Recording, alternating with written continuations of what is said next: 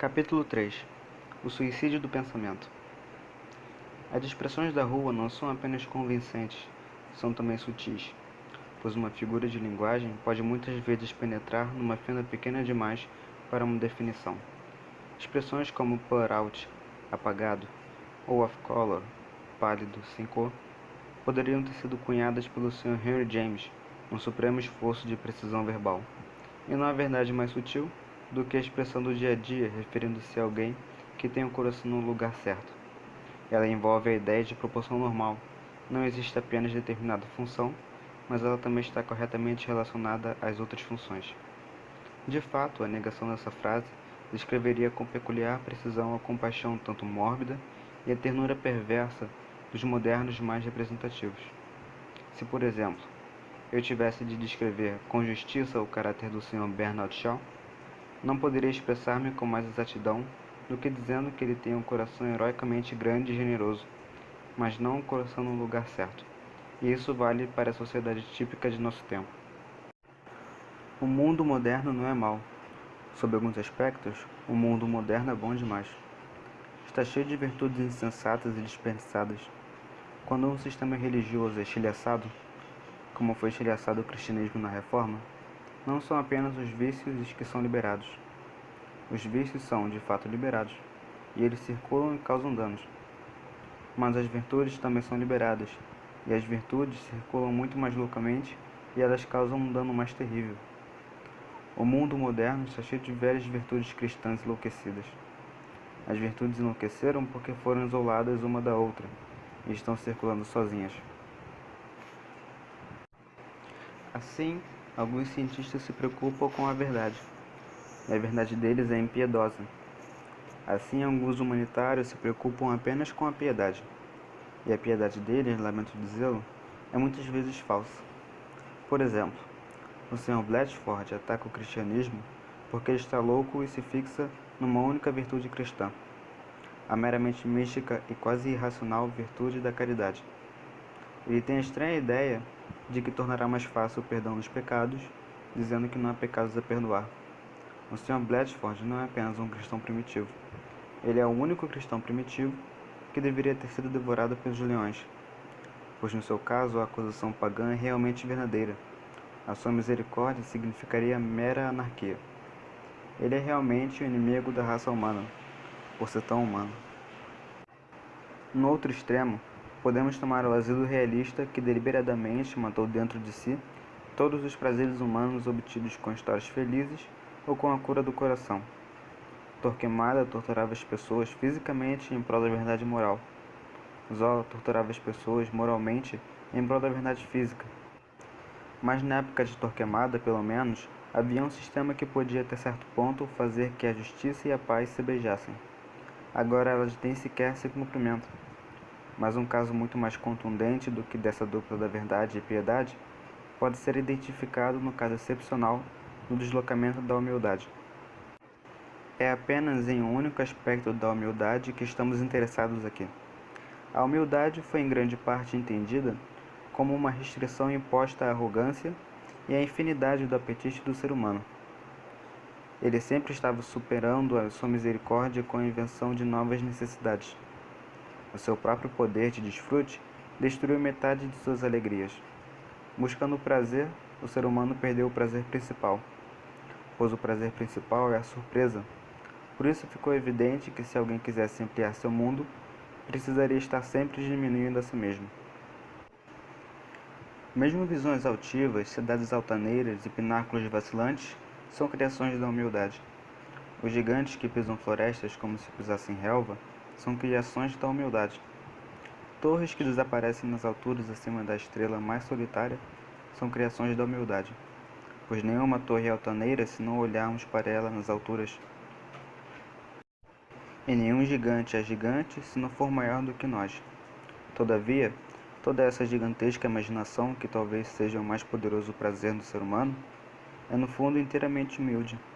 É impossível, sem a humildade, desfrutar qualquer coisa que seja, mesmo o orgulho. Mas o mal de que sofremos hoje em dia é a humildade no lugar errado. A modéstia deslocou-se do órgão da ambição. A modéstia se fixou no órgão da convicção onde ela nunca deveria estar. O homem foi concebido para duvidar de si mesmo, mas não duvidar da verdade. E isso foi exatamente invertido. Hoje em dia, a parte humana que o homem afirma é exatamente a parte que não deveria afirmar. A parte de que ele duvida é exatamente a parte de que ele não deveria duvidar. A razão divina. Huxley pregou um conteúdo de humildade ensinado pela natureza. Mas o novo cético é tão humilde que duvida até de sua capacidade de aprender. Assim, estaríamos errados se precipitadamente disséssemos que não há nenhuma humildade típica de nossa época. A verdade é que não há uma humildade real típica de nossa época, mas acontece que praticamente se trata de uma humildade mais venenosa do que as mais loucas prostrações do asceta. A antiga humildade era uma espora que não deixava o homem parar, não um prego na bota que o impedia de ir em frente, pois a antiga humildade fazia o homem duvidar de seus esforços, o que possivelmente o levava a trabalhar com mais afinco. Mas a nova humildade faz o homem duvidar de seus objetivos, e isso o fará parar de trabalhar pura e simplesmente. Em qualquer esquina podemos encontrar alguém que profere a desvairada e blasfema afirmação de que ele pode estar errado. É claro que a sua visão deve ser a certa, ou então, não é a sua visão. Todos os dias encontra-se alguém dizendo que, obviamente, o seu ponto de vista pode não ser o certo. Estamos em vias de produzir uma raça de homens mentalmente modestos demais para acreditar na tabuada. Corremos o risco de ver filósofos que duvidam da lei, da gravidade como se ela fosse uma simples fantasia pessoal. Os zombadores de antigamente eram demasiado orgulhosos para serem convencidos, mas os de hoje são demasiado humildes para serem convencidos. Os pacíficos herdarão a terra, mas os ascetas modernos são pacíficos demais até mesmo para reivindicar sua herança. É exatamente desse desamparo intelectual que constitui nosso segundo problema. O capítulo anterior ocupou-se apenas de um fato observado, o de que se o homem incorre em algum risco de morbidez, esse risco deriva mais de sua razão do que de sua imaginação. Não se pretendeu atacar a autoridade da razão. Em vez disso, o objetivo final é defendê-la, pois ela precisa de defesa. Todo mundo moderno está em guerra contra a razão, e a torre já oscila. Com frequência, se diz que os sábios não conseguem ver nenhuma resposta para o enigma da religião. Mas o problema dos nossos sábios não é que eles não consigam ver a resposta, é que eles não conseguem sequer ver o enigma. Como crianças, eles são tão obtusos que nada notam de paradoxal na jocosa afirmação de que uma porta não é uma porta. Os latitudinaristas modernos falam, por exemplo, acerca da autoridade na religião, não apenas como se não houvesse nenhuma razão nela, mas como se nunca houvesse existido razão alguma para essa autoridade. Não vendo a base filosófica da religião, eles não conseguem ver sua causa histórica. A autoridade religiosa foi muitas vezes opressora e exorbitante, exatamente como todos os sistemas legais, e especialmente no nosso sistema atual, têm sido insensíveis e cruelmente apáticos. É racional atacar a polícia. Mais que isso, é maravilhoso, mas os críticos modernos da autoridade religiosa são como homens que atacariam a polícia sem jamais ter ouvido falar de ladrões. Pois a mente humana corre um grande perigo concreto, um perigo tão prático como o latrocínio. Contra esse perigo, a autoridade religiosa foi erigida, certo ou errado, como uma barreira. E contra ele, algo certamente deve ser erguido como uma barreira, se quisermos evitar a destruição de nossa raça. O perigo é que o intelecto humano é livre para destruir-se. Da mesma forma que uma geração poderia impedir a própria existência da geração seguinte, com todo mundo entrando num convento ou pulando no mar, assim um grupo de pensadores pode, até certo ponto, impedir a expansão do pensamento, ensinando a geração seguinte que nenhum pensamento humano tem validade alguma. É inútil falar sempre da alternativa de razão e fé. A própria razão é uma questão de fé. É um ato de fé afirmar que nossos pensamentos têm alguma relação com a realidade, por mínima que seja. Se você for simplesmente um cético, Mais cedo ou mais tarde precisará perguntar-se o seguinte: por que alguma coisa deveria dar certo, mesmo que se trate de observação ou dedução? Por que a boa lógica não seria tão enganadora quanto a lógica ruim? Ambos são movimentos no cérebro de um macaco perplexo. O jovem cético diz: eu tenho direito de pensar por mim mesmo. Mas o velho cético, o cético total, diz: eu não tenho direito de pensar por mim mesmo. Não tenho absolutamente direito de pensar. Há um pensamento que bloqueia o pensamento. Esse é o único pensamento que deveria ser bloqueado. É o mal supremo contra o qual toda autoridade religiosa se voltou. Ele só aparece no final de épocas decadentes como a nossa. E o Sr. H. G. Wells desfraudou a sua desastrosa bandeira. Ele escreveu uma delicada obra de ceticismo intitulada Doubts of the Instrument, Dúvidas do Instrumento. Nela, questiona o próprio cérebro e se esforça para eliminar toda a realidade de todas as afirmações pessoais, passadas, presentes e por vir. Mas foi contra essa remota destruição que todos os sistemas militares da religião foram originariamente enfileirados e comandados.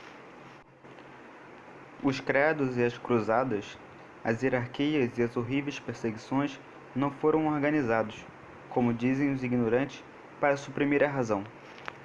Foram organizados para a difícil defesa da razão.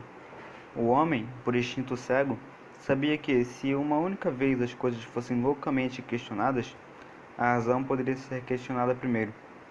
A autoridade dos sacerdotes para absorver, a autoridade dos papas para definir a autoridade, e até mesmo a autoridade dos inquisidores para aterrorizar, essas são todas sombrias defesas erigidas em volta de uma autoridade central, mais indemonstrável, mais sobrenatural de todas: a autoridade do homem de pensar. Sabemos agora que isso é assim mesmo. Não temos desculpa para não sabê-lo, pois podemos ouvir o ceticismo invadir violentamente o antigo espaço das autoridades e, ao mesmo tempo, podemos ver a razão oscilando em seu trono. Na medida em que a religião já desapareceu, a razão vai desaparecendo, pois ambas têm a mesma natureza primária e autoritária.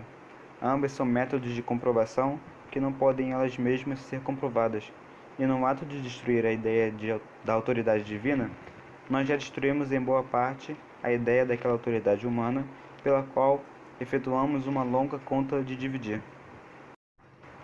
Com um puxão demorado e constante, tentamos tirar a mitra da cabeça do pontífice, e a cabeça dele veio junto com a mitra.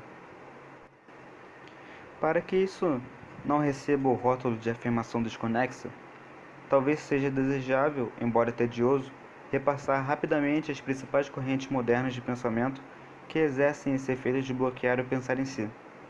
O materialismo e a visão de que tudo é uma ilusão pessoal produzem um pouco esse efeito. Pois se a mente é mecânica, o pensamento não pode ser muito estimulante, e se o cosmos é irreal, não há nada sobre o que pensar. Mas nesses casos o efeito é indireto e duvidoso.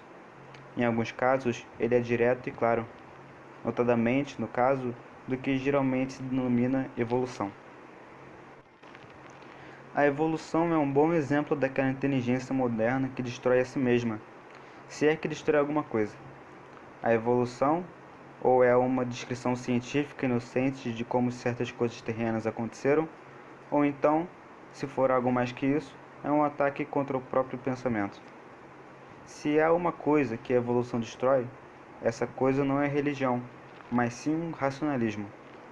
Se a evolução simplesmente significa que algo positivo chamado macaco transformou-se lentamente em algo positivo chamado homem, então ela é inofensiva para o mais ortodoxo, pois um Deus pessoal poderia muito bem criar coisas de modo lento ou rápido, especialmente se, como no caso do Deus cristão, ele estivesse situado fora do tempo. Mas se evolução significa algo mais que isso, então quer dizer que não existe algo como um macaco para mudar, e não existe algo como o homem no qual ele possa se transformar. Significa que não existe algo como uma coisa. Na melhor das hipóteses, só existe uma coisa, que é o fluxo de tudo e qualquer coisa. Isso constitui um ataque não contra a fé, mas contra a mente humana. Você não pode pensar se não existem coisas sobre as quais pensar. Você não pode pensar se não está separado do assunto do pensamento. Descartes disse: penso, logo existo. O filósofo evolucionista inverte e negativiza o epigrama e diz: não existo, portanto, não posso pensar. Há depois o ataque oposto contra o pensamento, aquele frisado pelo Sr. H. G. Wells, quando ele insiste que todas as coisas separadas são únicas e não há em absoluto categorias. Isso também é meramente destrutivo. Pensar significa conectar coisas, e o pensar é bloqueado se elas não puderem ser conectadas. Nem é preciso dizer que esse ceticismo que impede o pensamento necessariamente impede a fala. Ninguém pode abrir a boca sem contradizê-lo.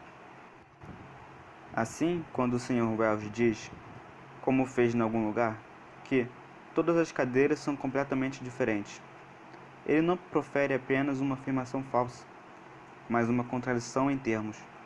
Se todas as cadeiras fossem completamente diferentes, você não poderia chamá-la de todas as cadeiras. Semelhante a essas correntes de pensamento é a falsa teoria do progresso, que sustenta que alteramos o teste em vez de tentar passar nele. Muitas vezes, por exemplo, ouvimos dizer: o que é certo numa época é errado noutra. Isso é bastante razoável, se significa que é um objetivo fixo e certos métodos são bons em certas épocas e não em outras. Se, digamos, as mulheres desejam ser elegantes, pode ser que elas, numa certa época, melhorem tornando-se mais gordas e numa outra tornando-se mais magras. Mas não se pode dizer que elas melhorem deixando de desejar ser elegantes e começando a desejar ser oblongas. Se o padrão muda, como pode haver melhora? O que pressupõe um padrão? Nietzsche começou essa ideia absurda de que os homens buscaram como bem o que agora chamamos de mal. Se fosse assim, não poderíamos falar em ir além, ou até mesmo em ficar aquém do bem ou do mal. Como você pode ultrapassar o Silva se você estiver caminhando na direção contrária? Você não pode discutir se um povo obteve mais êxito em sentir-se infeliz do que outro em sentir-se feliz. Seria como discutir se Milton era mais puritano do que um porco é gordo. É verdade que alguém tonto, poderia fazer da mudança em si seu objetivo ou ideal. Mas, como um ideal, a mudança em si se torna imutável.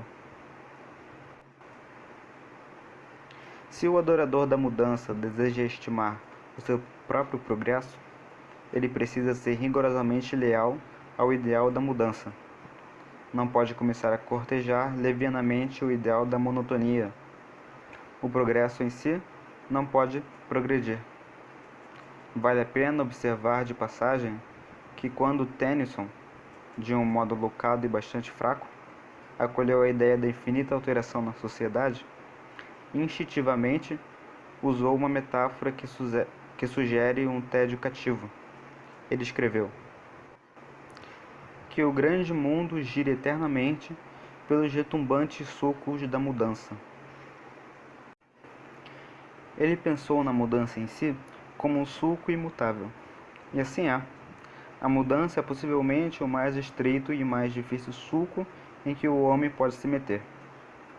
O ponto principal aqui, todavia, é que a ideia de uma alteração fundamental no padrão é uma das coisas que tornam impossível o pensamento sobre o passado ou futuro. A teoria de uma completa mudança de padrões na história humana não apenas nos priva do prazer de honrar nossos pais, priva-nos até mesmo do prazer mais moderno e aristocrático de desprezá-los. Este resumo irrisório das forças de nossa época, que destrói um pensamento, não seria completo sem alguma referência ao pragmatismo, pois embora eu tenha aqui usado o método pragmático como um guia preliminar à verdade, e devesse sempre defendê-lo, há uma aplicação extrema desse método que envolve a ausência de toda e qualquer verdade. O que eu quero dizer pode ser brevemente colocado da seguinte maneira. Eu concordo com os pragmatistas que a verdade objetiva aparente não é tudo, de acreditar naquilo que é necessário para a mente humana. Mas eu digo que uma dessas necessidades é precisamente a crença na verdade objetiva. O pragmatista diz ao homem para pensar o que ele deve pensar e nunca dar atenção ao absoluto. Mas o absoluto é precisamente uma das coisas em que ele deve pensar. Essa filosofia, de fato, é uma espécie de paradoxo verbal. O pragmatismo é uma questão de necessidades humanas. E uma dessas primeiras necessidades é ser algo mais que um pragmatista. O pragmatismo extremo é simplesmente tão desumano quanto o determinismo que ele ataca com tanta veemência. O determinista, que para lhe fazermos justiça não pretende ser humano, transforma em absurdo o sentido humano da escolha real. O pragmatista, que professa ser especialmente humano, transforma em absurdo o sentido humano do fato real.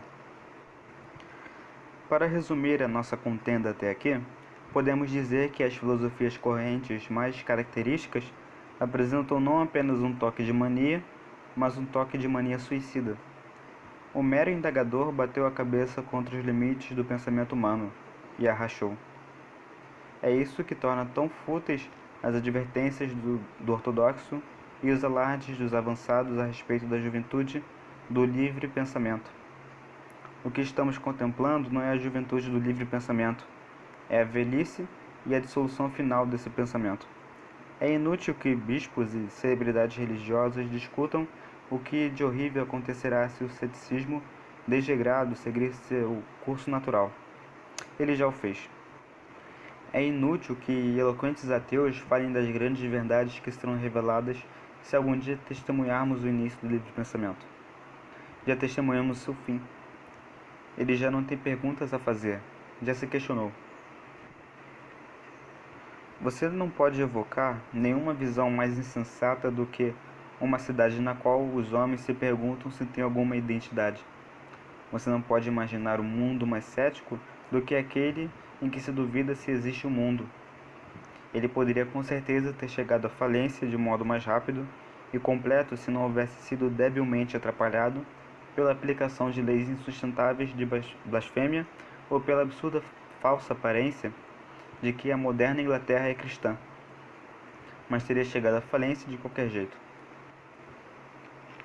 Os ateus militantes são ainda injustamente perseguidos, mais, porém, por serem uma velha minoria do que por serem uma minoria nova.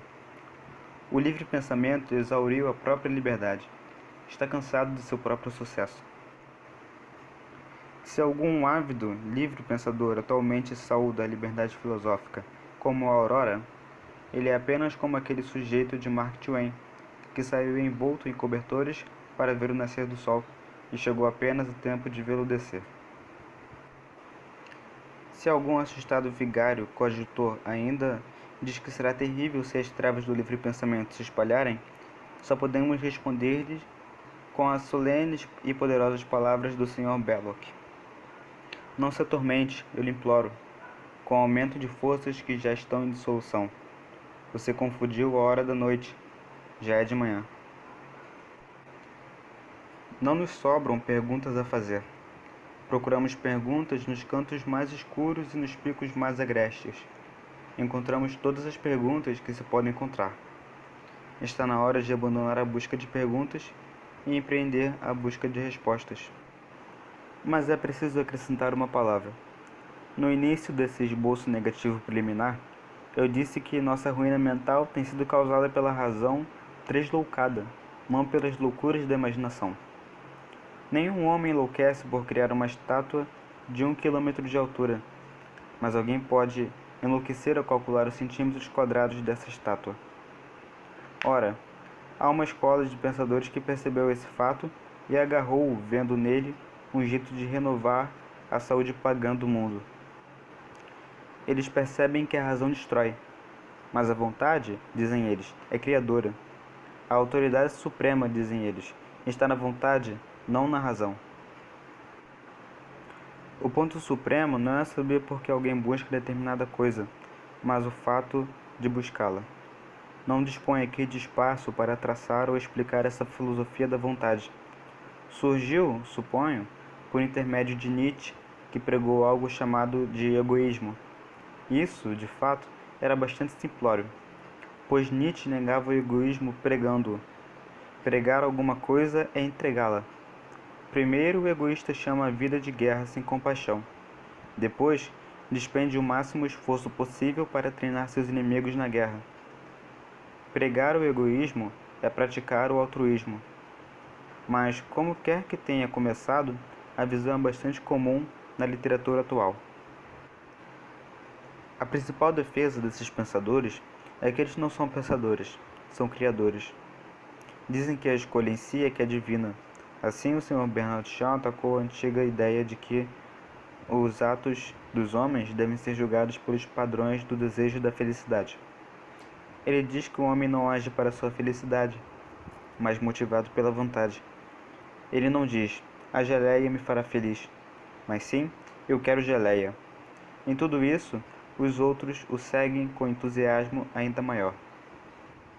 O Sr. John Davidson, poeta notável, está tão apaixonadamente entusiasmado com isso que se vê obrigado a escrever prosa.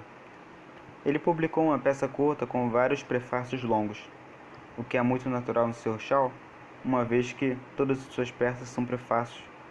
Suspeito de que o Sr. Shaw seja o único homem sobre a Terra que nunca escreveu poesia. Mas o fato de que Sr. Davidson, que sabe lavrar excelentes versos, prefira escrever penosa metafísica em defesa dessa doutrina da vontade, de fato prova que essa doutrina se apoderou dos homens. Até o Sr. H. G. Wells, de certo modo, fala na sua linguagem. Diz ele que a gente não deveria julgar os atos como um pensador, mas como um artista, afirmando: eu sinto que esta curva está certa, ou esta linha deve ser assim. Todos eles estão entusiasmados e têm bons motivos para isso, pois com essa doutrina da divina autoridade da vontade, eles acham que podem libertar-se da fatídica fortaleza do racionalismo. Eles acham que podem escapar. Mas não podem. Esse elogio puro e simples da volição termina no mesmo esfacelamento e vazio obtido pela busca pura e simples da lógica. Exatamente como o pensamento completamente livre envolve a dúvida acerca do próprio pensamento, assim a aceitação do mero querer, de fato, paralisa a vontade. O Sr. Bernard Shaw não percebeu a verdadeira diferença entre o velho teste do prazer do utilitarismo, tosco, é claro, e facilmente mal formulado, e aquilo que ele apresenta. A real diferença entre o teste da felicidade e o teste da vontade é apenas esta. O teste da felicidade é um teste, e o outro não é. Pode-se discutir se o ato de um homem que se precipitou de um rochedo visava a busca da felicidade. Não se pode discutir se ele derivou da vontade. É claro que derivou. Você só pode elogiar uma ação dizendo que ela foi concebida para causar prazer ou dor, para descobrir a verdade ou para a salvação da alma. Mas você não pode elogiar uma ação porque ela mostra vontade, pois dizer isso é simplesmente dizer que é uma ação. Com esse elogio da vontade, não se pode realmente escolher um determinado caminho como sendo melhor que outro. No entanto, escolher um caminho como sendo melhor que outro é a própria definição da vontade que você está elogiando. A adoração da vontade é a negação dessa mesma vontade. Admirar a simples escolha é recusar-se a escolher. Se o Sr. Bernard Shaw aparecer e me disser: queira alguma coisa, isso equivale a dizer: não me importa o que você quer. O que equivale a dizer: nessa questão a minha vontade não entra. Não se pode admirar a vontade em geral, porque a essência da vontade é que ela é particular.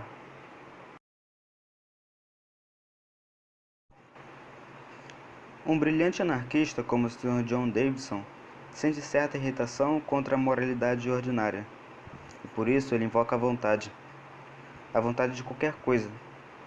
Ele apenas quer que a humanidade queira alguma coisa.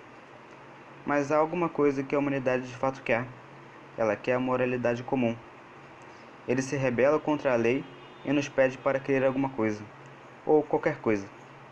Mas nós já quisemos alguma coisa. Já expressamos nossa vontade pela lei contra a qual ele se rebela. Todos os adoradores da vontade, de Nietzsche ao Sr. Davidson, estão na realidade completamente vazios de volição. Eles não podem querer, eles mal podem aspirar. E se alguém precisa de uma prova disso, ela pode ser achada muito facilmente no seguinte fato. Eles sempre falam da vontade como algo que se expande e se liberta, mas é exatamente o contrário. Cada ato de vontade é um ato de autolimitação. Desejar uma ação é desejar uma limitação. Nesse sentido, todas as ações são ações de sacrifício de si mesmo. Quando você escolhe uma coisa qualquer, você rejeita tudo o mais. Aquela objeção que os homens dessa escola costumavam levantar contra o ato do casamento é realmente uma objeção contra todos os atos. Todos os atos são uma irrevogável exclusão por seleção. Exatamente como quando você se casa com uma mulher, desiste de todas as outras. Assim também, quando você toma um caminho de ação, desiste de todos os outros caminhos. Se você se torna rei da Inglaterra, desiste do posto de Bedell em Brompton. Se você vai a Roma, sacrifica uma vida rica e sugestiva em Wimbledon.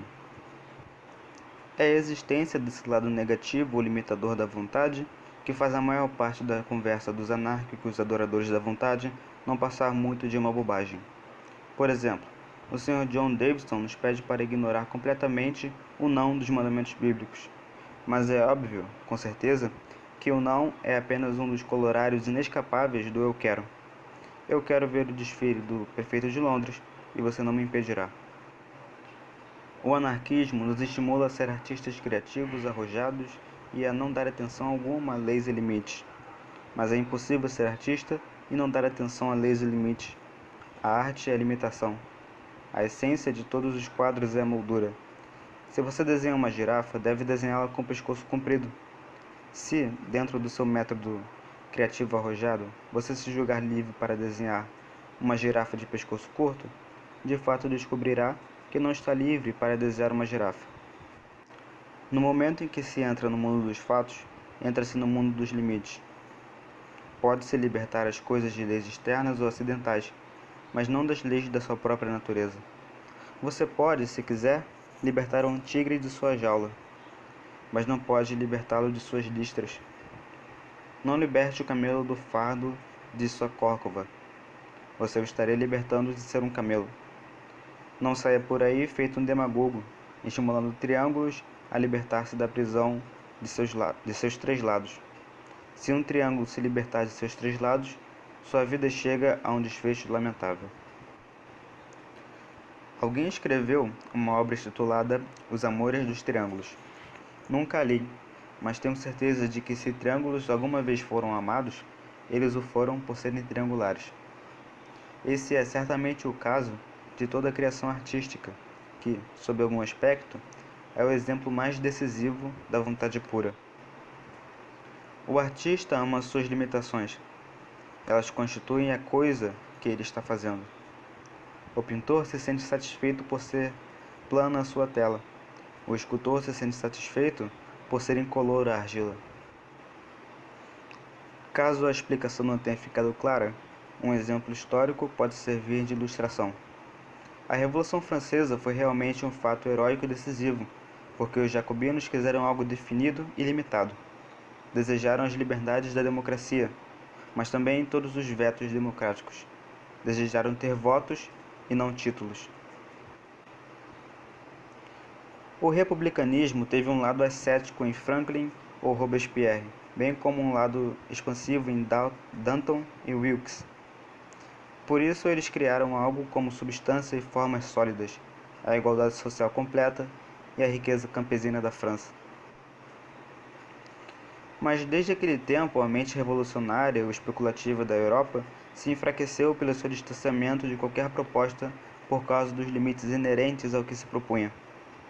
O liberalismo degradou-se em liberalidade. Os homens tentaram transformar o verbo revolucionar de transitivo em intransitivo. Os jacobinos não apenas sabiam dizer contra que sistema se rebelariam, mas também, o que é mais importante, contra que sistema não se rebelariam, o sistema em que confiariam. Mas o novo rebelde é um cético e não confia inteiramente em nada. Não tem nenhuma lealdade, portanto, ele nunca poderá ser de verdade um revolucionário. E o fato de que ele duvida de tudo realmente o atrapalha quando quer fazer alguma denúncia, pois toda denúncia implica alguma espécie de doutrina moral. E o revolucionário moderno duvida não apenas da instituição que denuncia, mas também da doutrina pela qual faz a denúncia. Assim, ele escreve um livro queixando-se de que o imperialista insulta a pureza das mulheres, e depois escreve outro sobre o problema do sexo, no qual ele mesmo a insulta. Ele amaldiçoa o sultão pela perda da virgindade de garotas cristãs, e depois amaldiçoa a senhora Grundy pela preservação dela. Como político, ele grita que toda guerra é um desperdício de vida, e depois, como filósofo, grita que toda vida é um desperdício de tempo. Um pessimista russo denunciará um político por matar um camponês, e depois, pelos mais elevados princípios filosóficos, provará que o camponês deveria ter se suicidado. Alguém denuncia o casamento como uma mentira, e depois denuncia os libertinos aristocráticos por tratarem essa mesma instituição como uma mentira. Alguém chama a bandeira de bugiganga, e depois acusa os opressores da Polônia ou da Irlanda de terem suprimido aquela bugiganga. O adepto dessa escola primeiro participa de uma reunião política, na qual ele se queixa de que os selvagens são tratados como se fossem animais. Depois apanha o chapéu e o guarda-chuva e vai para uma reunião científica, na qual prova que eles são praticamente animais. Em resumo, o revolucionário moderno, sendo cético sem limite, está sempre ocupado em minar suas próprias minas. No seu livro sobre política, ele ataca os homens por espezinharem a moralidade. No seu livro sobre ética, ele ataca a moralidade por espezinhar os homens. Portanto, o homem moderno em estado de revolta tornou-se praticamente inútil para qualquer propósito da revolta. Rebelando-se contra tudo, ele perdeu o direito de rebelar-se contra qualquer coisa específica. Pode-se acrescentar que é possível observar o mesmo vazio e falência em todos os tipos ferozes e terríveis da literatura, especialmente na sátira. A sátira pode ser maluca e anárquica, mas ela pressupõe a aceitação da autoridade de certas coisas sobre outras. Pressupõe um padrão. Quando as criancinhas da rua riem-se da obesidade de algum distinto jornalista, elas estão inconscientemente adotando um padrão de escultura grega. Estão apelando para o Apolo de mármore. E o curioso desaparecimento da sátira de nossa literatura é um exemplo das coisas cruéis que estão desaparecendo pela falta de qualquer princípio contra o qual se possa ser cruel.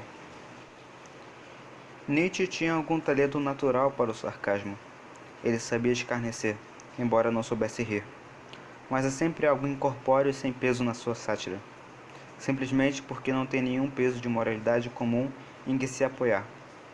O próprio Nietzsche é mais absurdo que qualquer coisa por ele denunciada. Mas, de fato, ele se sustenta muito bem como exemplo típico de todo esse fracasso da violência abstrata. O amolecimento do cérebro que no fim o atingiu não foi um acidente físico.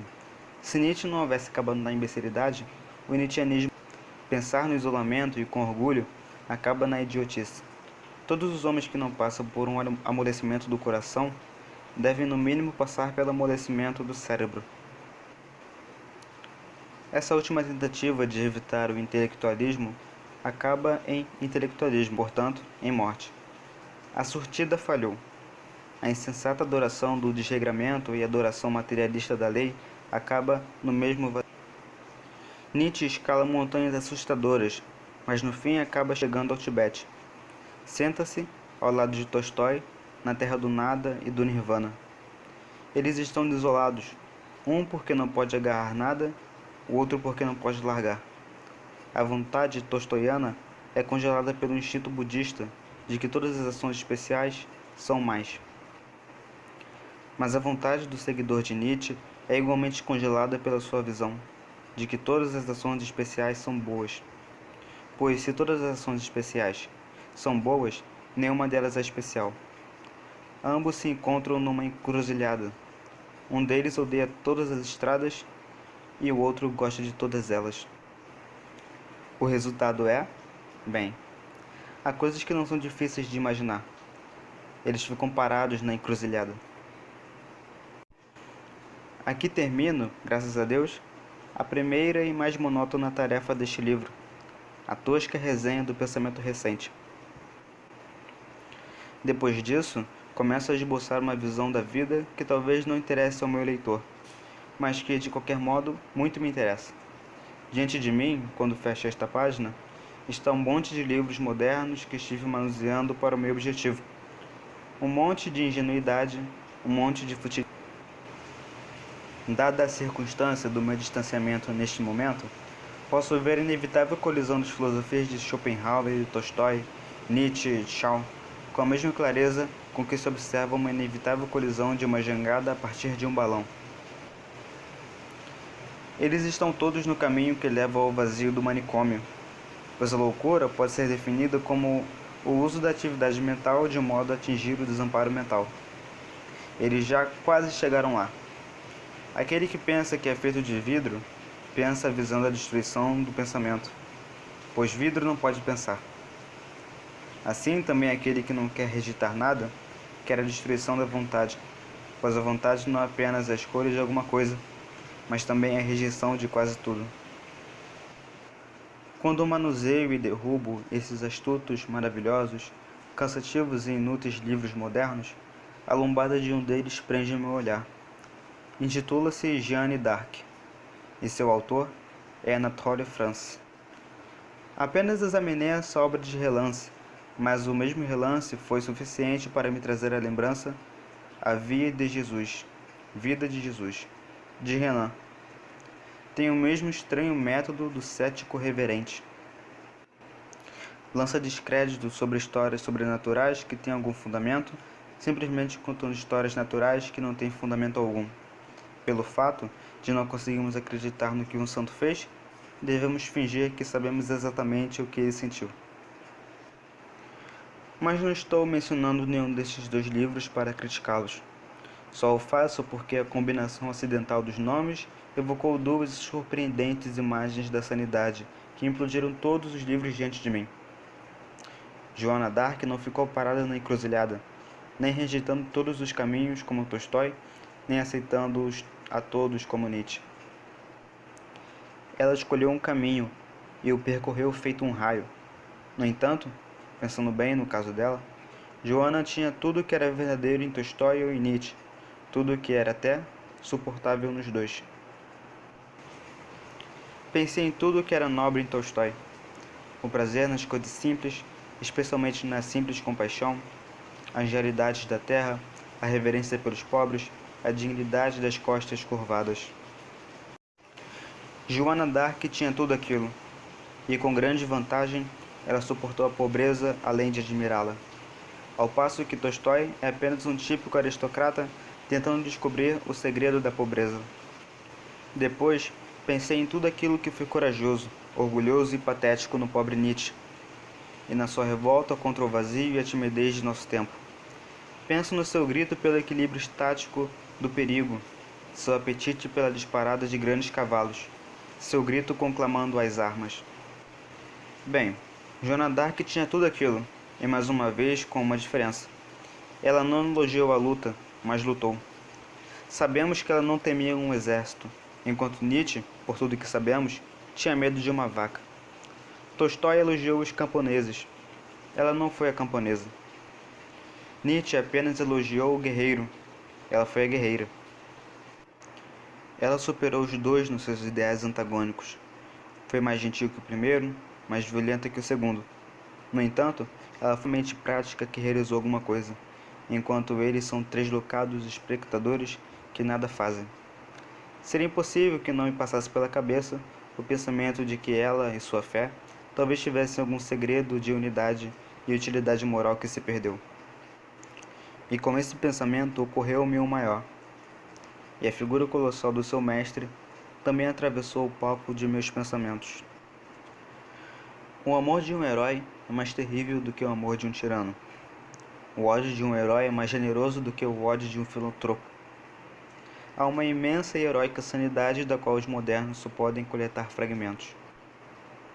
Há um gigante do qual nós só conseguimos ver os braços caídos e as pernas que caminham por aí. Eles rasgaram a alma de Cristo em tiras tolas, rotuladas de egoísmo e altruísmo, e eles estão igualmente intrigados com sua insana magnificência e sua insana mansidão. Eles repartiram entre si os seus vestidos, e sobre sua túnica lançaram sortes, embora a túnica fosse inconsútil de alto a baixo.